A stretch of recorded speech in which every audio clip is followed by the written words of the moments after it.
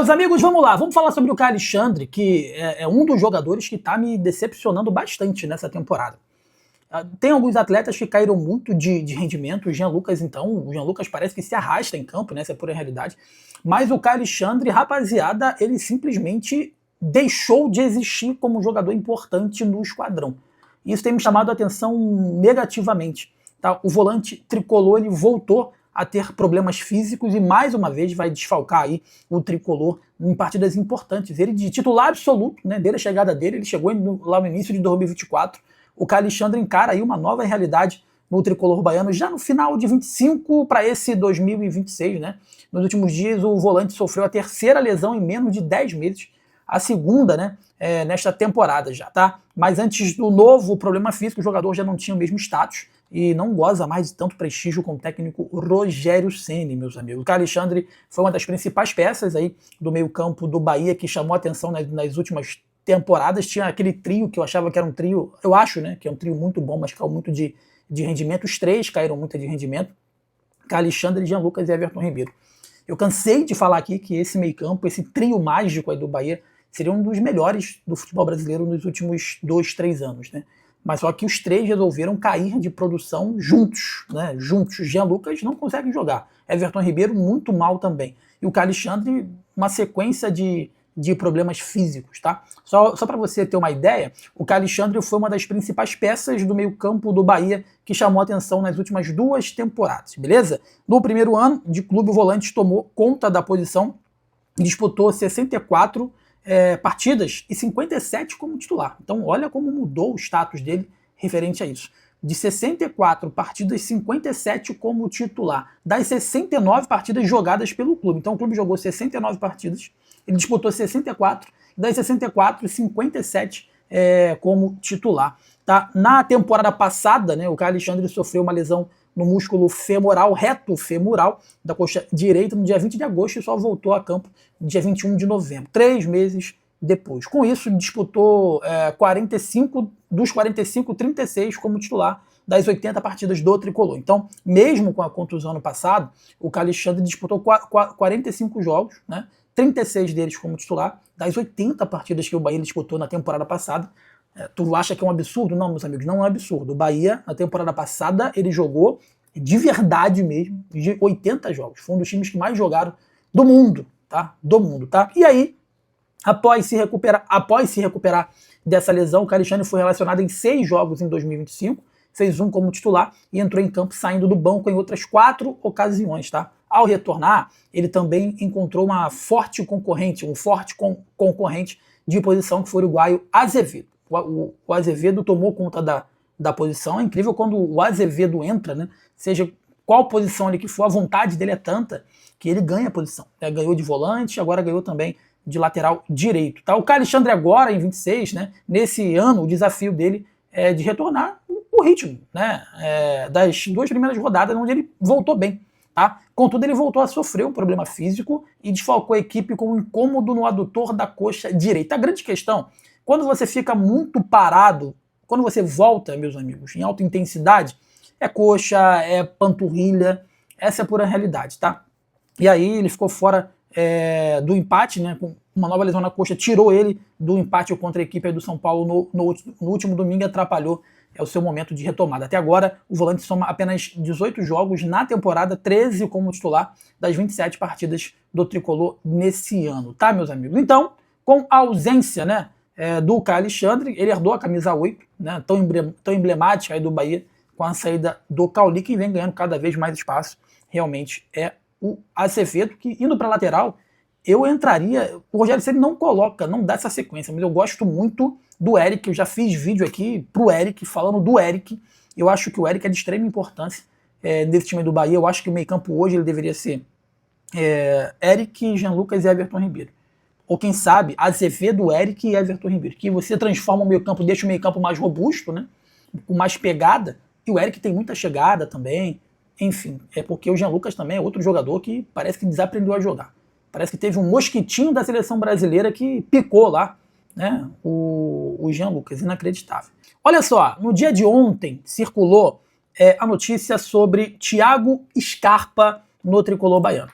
Nós já trouxemos aqui lá atrás, né, que houve uma procura lá atrás do Bahia ao Felipe Paiva, né? O Gustavo Scarpa ele tem vários representantes, dentre eles Felipe Paiva. O Bertolucci sempre está envolvido nas negociações também envolvendo o Gustavo Scarpa. Quando o Gustavo Scarpa estava lá na Inglaterra, o Flamengo procurou esses empresários e o Gustavo Scarpa ele optou em ir para o Atlético Mineiro, porque, segundo o próprio atleta, no Atlético Mineiro ele teria mais minutagem, ele queria ficar mais próximo da Copa do Mundo. Né? Acabou que o Atlético não andou, o Gustavo Scarpa em nenhum momento ele conseguiu ser protagonista, e no dia de ontem surgiu essa informação sobre o Gustavo Scarpa no Bahia. De antemão eu falo o seguinte, cara, eu acho um baita jogador, experiente, eu acho que iria agregar bastante. Se eu pudesse escolher, eu levava o Scarpa ou o Veiga? Eu levaria o Veiga. Para mim o Veiga é diferente, mas o Scarpa também é um bom jogador e parece que ele tá meio de saco cheio lá na equipe do Atlético Mineiro. Mas eu entrei em contato com o staff do atleta e entrei em contato também com representantes do tricolor baiano para poder entender se houve procura e se há negociação em andamento. Tá? Antes de qualquer coisa, quem apurou primeiro, quem trouxe a informação que eu vou trazer agora aqui primeiro, foi o Vitor. Tá? O Vitor lá do canal Sou Mais Bahia, que inclusive, se o Vitor não é não é o melhor, um dos melhores influenciadores lá do tricolor baiano, o cara não se mete em treta, o cara sempre procura trazer informações precisas, com muito profissionalismo, o conteúdo de qualidade. Então, lá na Bahia tem alguns influenciadores que eu posso citar aqui para vocês, alguns que são bem devido às suas características, né, são bem profissionais e sabem fazer o trabalho aí bem feito e de forma independente. Essa que é pura verdade, é o diferencial, né? Porque tem muito influenciador que fica com medo da diretoria, que fica com medo da comissão técnica, que fica com medo do Grupo City e acaba não emitindo a sua opinião aí verdadeira, não representando efetivamente o torcedor que paga o salário dessa galera com like, com visualização, com monetização. Tá? Então o Vitor trouxe essa informação aqui, eu já estava em busca de falar com o Felipe, eu já estava em busca de falar com uma pessoa de dentro do Bahia, que conheço há muitos anos, desde a época que eu morava em Natal, para poder entender o que há de verdade e o que há de mentira, mas dando os devidos créditos, né, porque o trabalho é excepcional e tem que ser valorizado, do Sou Mais Bahia do Vitor. Tá? O Vitor trouxe, né, essa informação em primeiro, juntamente com toda a equipe do Sou Mais Bahia, e eu também apurei de que não existe nenhuma negociação em andamento referente Thiago Scarpa e Bahia. Jonas, mas como é que você chegou a essa conclusão? Cara, falando com pessoas, evidentemente, quando você liga para o empresário do atleta, geralmente o clube, poucas pessoas envolvidas efetivamente em uma operação, eles vão te passar a verdade. É difícil. Então, eu vou explicar aqui mais ou menos para você como é que funciona uma apuração. Você, evidentemente, aí é uma escolha sua, é um feeling seu. E sim, passa muito pelo feeling de você entender quem está te dando a informação e o que aquela pessoa pretende te dando aquela informação. Quando você entra em contato com um clube, que você tem uma informação de que o clube está interessado em algum jogador, e o clube nega, você não pode levar aquilo como uma verdade verdadeira, né? Você precisa ouvir pessoas que não estão diretamente ligadas à operação, tá? Porque o clube vai falar, não tem nada. Não é de interesse do clube que uma negociação que está em andamento vaze, que acabe virando um leilão e, consequentemente, os valores tripliquem, né? Do lado do atleta é a mesmíssima coisa. Mas sendo que muitas das vezes, quando o atleta, ele, vamos dizer assim, não está no ápice da carreira e quer voltar aos holofotes, às vezes tem empresário que fala que tem algo que realmente não tem. E aí você tem que ter esse feeling, você tem que saber cruzar as informações.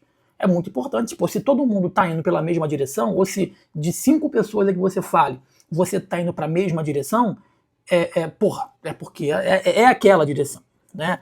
Agora, evidentemente, você fala com 3 pessoas, uma fala uma coisa, outro fala outra e outro fala outra coisa completamente diferente, que eu acho muito difícil, né? Porque nessa questão tem ou não tem negócio.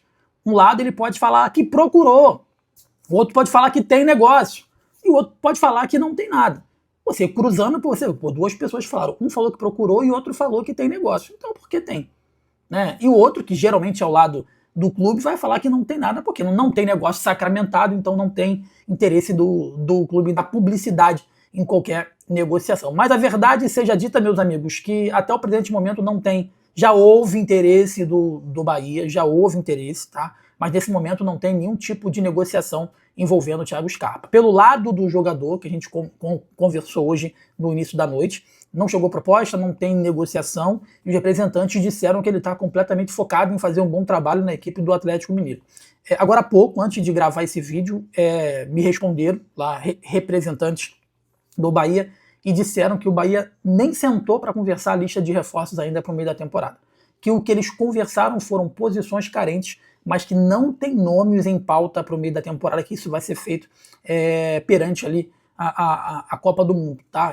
Voltando da Copa do Mundo, eles vão começar a pensar aí na janela de transferências, mas que nesse momento não existe nada, não houve reunião, ninguém sentou para falar de nomes ou negociar alguns atletas para a próxima janela, mas que isso vai acontecer durante a parada para a Copa do Mundo, tá? Então, assim, com todo respeito, quem trouxe a informação, não estou desmentindo quem trouxe a informação, que na verdade eu nem sei quem trouxe, eu estou aqui trazendo a minha informação, tá? E a minha informação tanto por parte do clube, quanto por parte também de quem representa o atleta, de que não há nada nesse momento, de que não há nada.